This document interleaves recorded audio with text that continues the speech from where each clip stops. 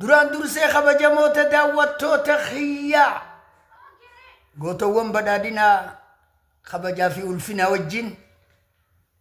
manni fandisheedhaa bakka ga'e agartan takka jaa bulchinsaa godina Harargee bahaatiin baana aanaa keessa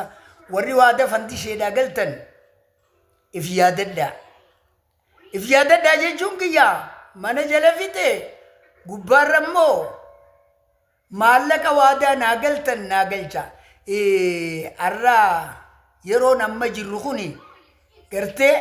akeekaa fi kaayoon badhaadhinaa ka amma Abiyyi Ahmad waan afaanii waadaa galan hojiidhaan mirkansu kanan dandeenyu jecha akka gaafa Lammaa Magarsaa faa dura akkasuma gartee dhagaa buuraa kaayanii nama sossoban sana ani fandisheen sossobama hin fudhadhu feetu jaalattan feetu jibbitan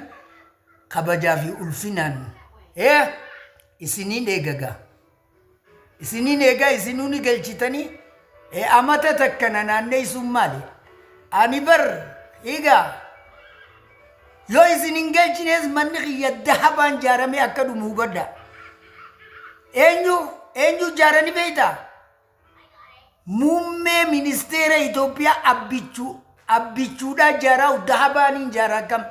tanaafuu laal naa galchaadhaa obboleeyyan kiyya yoo badhaadhina dhugaa san kan taatan taate naa galchaa kanaan isinii dhaammadha kabajaa fi ulfina